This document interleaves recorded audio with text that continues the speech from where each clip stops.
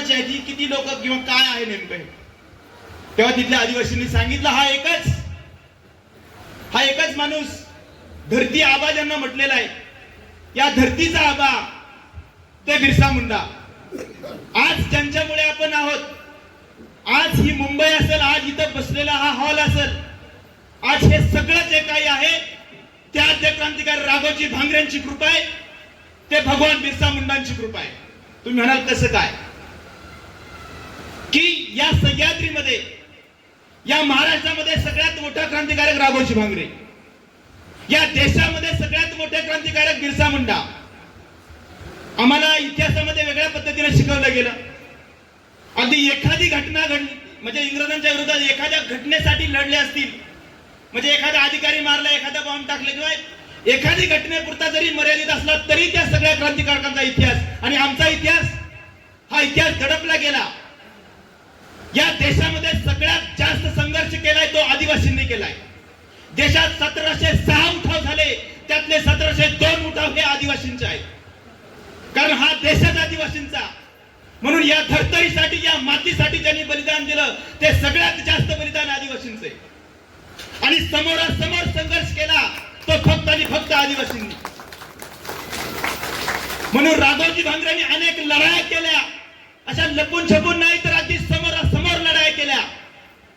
इथे या कोकणातली लढाई, या मुंबई मधली लढाई, अकोल्यातली लढाई, इगतपुरीतली लढाई, भीमाशंकरची लढाई, जुन्नर मधली लढाई, अशा इंग्रजांबरोबर समोरासमोर लढाया केल्या राघोजी भांगरेंनी.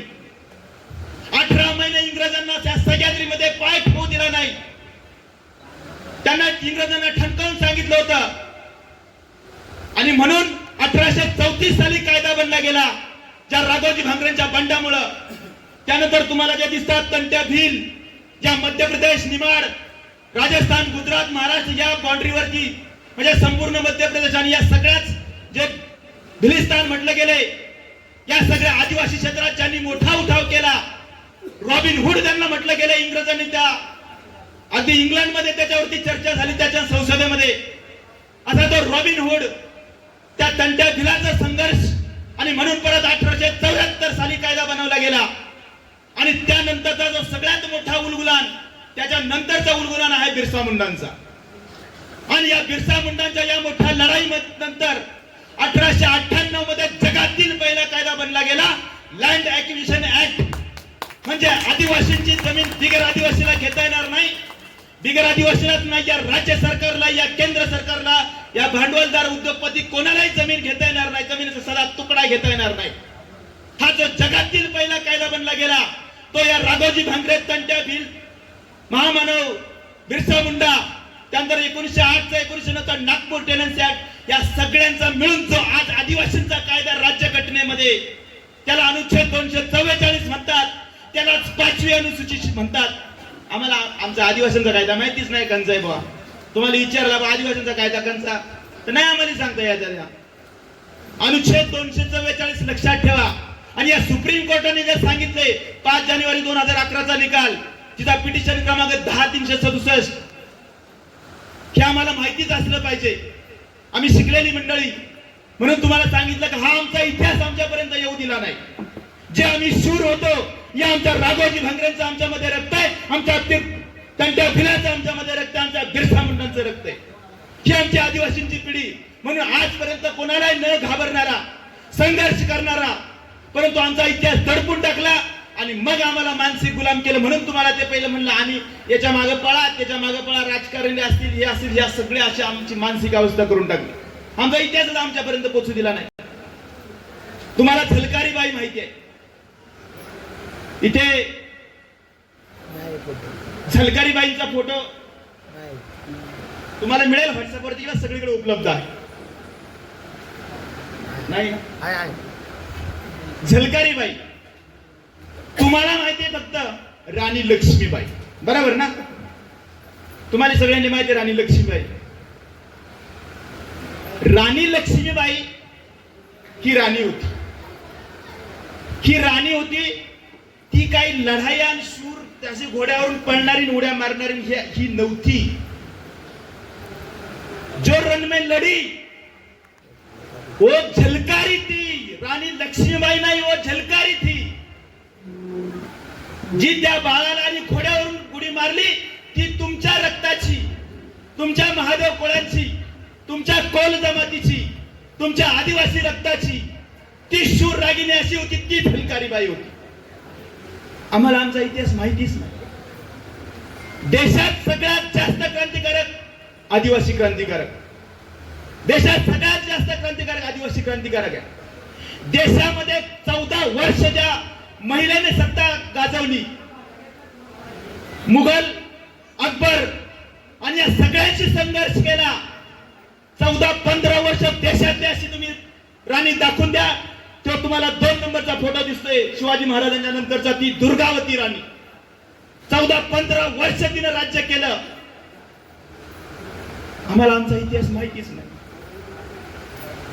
परंतु आम्हाला आज त्या इतिहासाची गरज आहे. आम्हाला एक व्हायचं असेल तर आमची आज जी महिला शक्ती आहे, देश घडवणारी, आमचा समाज घडवणारी, आमची पुढची पिढी घडवणारी कोण असेल तर आम्ही मुसलेले पुरुष नाही. ती सक्षम असणारी कोण आहे तर ती महिला आहे, आदिवासी महिला. आमच्या आदिवासी संस्कृतीमध्ये पुरुषांपेक्षाही मानाचं स्थान, वरचं स्थान, उच्च स्थान कोणाचं असेल तर ते महिलेचं आहे. या जगामध्ये ज्यांनी या पहिला, तुम्ही अश्मयुगीन माणूस माहिती आहे तुम्हाला, अश्मयुगीन माणूस जो मानवाची उत्पत्ती झाल्यानंतरचा, जो रानात राहायचा, कंदमुळं खायचा, शिकार करायचा, परंतु ज्यांनी या धान्याचा शोध लावला तो आदिवासी महिलेने लावलेला, आदिवासी महिलेने शोध लावलेला आहे. आमच्या देवता पाहिल्या तर त्या देवता सगळ्या, ज्यांना मानाचं स्थान तुम्हाला सांगितलं, त्या आमच्या देवी आहेत सगळ्या. आमच्या देवांना खालची जागा आहे आणि आमच्या देवींना वरची जागा आहे. त्याचं उदाहरण तुम्हाला सांगतो. तुम्हाला भीमाशंकर माहिती आहे सगळ्यांनी, भीमाशंकरला गेलेत. भीमाशंकरला तुम्ही गेले का पहिला जाताना तुम्हाला कळमजाईचं मंदिर लागत आहे, माहिती आहे का सगळ्यांनी. आपली जुनी लोक सांगायची, बरं हो बाबा हो, तुम्हाला तिथं दर्शनाला जायचं आहे तर पहिला त्या कळमजाईचं दर्शन घेतल्याशिवाय तुम्हाला त्या भीमाशंकराचा त्या दर्शनाचा काही उपयोग नाही. तुम्हाला पहिला कोणाचं दर्शन घ्यायला पाहिजे, कळमजाईचा, आणि मग तुम्ही भीमाशंकरचं दर्शन घ्यायचा. तेव्हा ते तुम्हाला दर्शन प्राप्त होतं, तुम्हाला त्याचा म्हणजेच कळमजाईची तुमची जागा वर आहे आणि तुमच्या भीमाशंकरची जागा खाली आहे. आता तेवढंच नाही, आता तुम्हाला जुन्नर आंबेगाव माहिती सगळ्यांनी. तुम्ही जुन्नर आंबेगावचं पाहिला, आपल्या कुळसाया डोंगरची वरसुबाई, बरोबर आहे ना, सगळ्यात उंच डोंगरची वरसुबाई, कुठं तिची जागा वर उंच. दुर्गुबाई माहिती आहे तुम्हाला सगळ्यांनी, दुर्गुबाई सगळ्यात वर उंच. गडदुबाई माहिती आहे तुम्हाला सगळ्यांनी, गडदुबाई बी वर उंच. देव तुम्ही पाहिलं, तुमचा दिग्दाचा भैरोबा पुढे पार खाली धरणाच्या तिथं, बरोबर का. आसाण्याचा भैरोबा पार तुमचा तिथं खाली तळाशी. तुम्ही सगळं द्या, पिपारगण्याचा वाघोबा वर आहे डोंगरा, पण तो खाली त्याच्यापेक्षा वरची यांची जागा तुमची. तिकडे असणारी जी काही देवी आहे त्या सगळ्या वरच आहे. तुम्ही तिथून इकडे अजून सरका, तुमचा कुकडेश्वर तो भी खालीच. तिथून तुम्ही इकडे अजून सरका, आबिटखिंडीचा भैरोबा. तुम्ही म्हणाला तुम्ही सांगायचं, पण भैरोबाचं लय उंच आहे बा डोंगराव भैरोबा आबिटखिंडीचा. माहिती आहे सगळ्यांनी, ज्यांनी माहिती असेल त्यांनी बा ठीक आहे. आबिटखिंडीच्याही भैरोबापेक्षा महाराष्ट्रातील सगळ्यात उंच शिखरगंध कळसुबाई, तुमची कुळसाई कळसुबाई सगळ्यात उंच टॉपवर. बाकीचा तुमचा देव सगळ्यात खाली. रतनगडचा देव आहे तो बी खाली. सगळं तुम्ही देवांचं निरीक्षण करा. तुमच्या देवी सगळ्यात वर, तिथून अजून इकडे वर सारखा नाशिकला सप्तशृंगी म्हणतात. ते नंतर नाव झाला पका तुम्ही चांगला सप्तशृंगी झाला, पण तिचा मूळ नाव सप्तशृंगी. ती सप्तशृंगी वणीची सप्तशृंगी, तिची जागा कुठं वर उंच. बाकीचं तुमचा देव असतील, हिरोबा असेल, डोंगऱ्या देव असेल, बाकीचा देव तुमचा त्र्यंबकेश्वर असेल कुठं खाली. तिथून अजून तुम्ही मोहराजा, इकडे नंदुरबार, गुजरात, महाराष्ट्राच्या बाउंड्रीवर असणारी भिल्ल आपल्या आदिवासींची सगळ्यात मोठी कुळसाई, ज्या संपूर्ण राजस्थान, गुजरात, महाराष्ट्र सगळ्या क्षेत्रातून तिथं मोठ्या संख्येने जातात, अशी ती यहामोगी देवमोगरा माता. तिथंही स्थान पाहिलं तर सगळ्यात उंच, बाकीचा देव सगळं खाली. म्हणून माझा सांगण्याचा उद्देश काय की आमच्या आदिवासी संस्कृतीमध्ये आमच्या महिलांना सगळ्यात वरचं स्थान आहे, वरची जागा आहे. आणि म्हणून या देशाचा जर रेशो पाहिला तुम्ही, ज्या लोकसंख्येमध्ये 1,000चं जे काही लोकसंख्येचं प्रमाण सांगतो, 1,000 लोकसंख्येच्या त्या सरासरीमध्ये 950 आमच्या आदिवासींमध्ये मुली जन्माला येतात. आमच्या मुली किती आहेत? 950. आणि मुलं आमची 1000 आहेत. बिगर आदिवासी समाजामध्ये 700 मुली आहेत, फक्त 1000मध्ये 700 मुली, आणि मुलं त्यांची 1000 आहेत. हे का? हे गर्भातच मारलं जातं. आमची आदिवासी संस्कृती तशी नाही. आमच्या आदिवासी संस्कृतीमध्ये मुलगा जन्माला आला तरी तेवढाच आनंद, आणि मुलगी जन्माला आली तरी तेवढाच आनंद. म्हणून आमची जुनी लोक म्हणायची बा, पहिली बेटी नानाची बेटी. म्हणून जी आमची आदिवासी संस्कृती आहे, त्या संस्कृतीमध्ये महिलांना मानाचं स्थान आहे. आणि म्हणून अगदी मागे तुम्ही इतिहासात गेला, ज्या हिंदू धर्मातील वर्ण व्यवस्थेमध्ये तुम्ही पाहिलं, त्या वर्ण व्यवस्थेमध्ये जे काही जी पद्धत होती ती अत्यंत वाईट पद्धत होती. ज्या सनातनी काळातलं जे म्हटलं गेलंय शिवाशिव अस्पृश्यता, त्या काळामध्ये त्यावेळी महिलांना काय केलं जायचं, ज्या त्यांच्या त्या ग्रंथामध्येही तसाच उल्लेख आहे, स्त्री फक्त उपभोगाची वस्तू, स्त्रियांना कोणताही मानाचं स्थान नाही. लक्षात घ्या, जो काही मनुस्मृती ग्रंथ आहे, मनुस्मृती परत आणायचा प्रयत्न चालू आहे महिलांसाठी. खास आज मी वेगळ्या ट्रॅकवर आहे. ज्या मनुस्मृती ग्रंथामध्ये काय आहे माहिती आहे तुम्हाला? महिला ह्या फक्त उपभोगाची वस्तू, तिला समाजात कोणतंही स्थान नाही, पुरुषाबरोबर अजिबात बसण्याचा अधिकार नाही.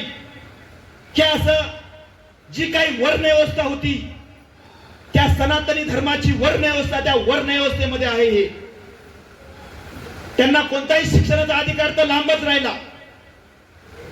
त्याच्यामध्ये 4 वर्ण, सगळ्यात वरचा सवर्ण म्हणजे देव, त्याला म्हटलं ब्राह्मण. त्यानंतर क्षत्रिय म्हणजे मराठा, जाट, राजपूत. त्यानंतर वैश्य, जैन, वनिया, आणि शूद्र म्हणजे SC, OBC इतर जाती. आम्ही आदिवासी या कोणत्याही वर्ण व्यवस्थेमध्ये मोडत नाही.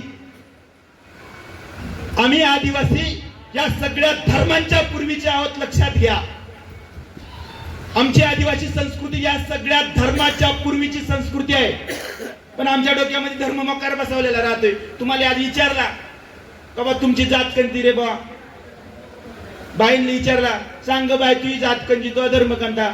आम्ही उठून सांगलं, आम्ही हिंदू महादेव कोळी, आम्ही हिंदू ठाकर, आम्ही हिंदू कातकरी, आम्ही हिंदू वारली, आम्ही हिंदू कोकणा, आम्ही हिंदू भिल्ल. अशी आपली लोक उठून सांगतील. जे आपल्या आदिवासी जमाती, महाराष्ट्रात 45 जमाती आहेत, 47 होत्या, 2 नामशेष झाल्या. तुम्हाला या जुन्नर, आंबेगाव, खेड ह्या एक उदाहरण तुम्हाला सांगतो. या परिसरात तुम्हाला विचारला, अकोले, इगतपुरी इथं विचारला, तर तुम्ही काय सांगत आता? आम्ही हिंदू महादेव कोळी. त्या जव्हार मोखाड्यामधल्या अगदी तुमच्याच रक्ताचे, तुमचेच बांधव, त्यांनी तुम्ही विचारला, जव्हार मोखाडा या परिसरात महादेव कोळी असतील, ठाकर असतील, कातकरी असतील, या आदिवासी जमातीतील लोकांनी विचारला, तुमची जात कंची ग बा, तुमचा धर्म कंचा रे बा? तर ती काय सांगतात? आम्ही ख्रिश्चन महादेव कोळी, आम्ही ख्रिश्चन ठाकर, आम्ही ख्रिश्चन कातकरी. बा नेमकी भानगड काय? इकडे तुम्हाला विचारलं तर इकडे सांगतात आम्ही हिंदू महादेव कोळी, हिंदू ठाकर, हिंदू कातकरी.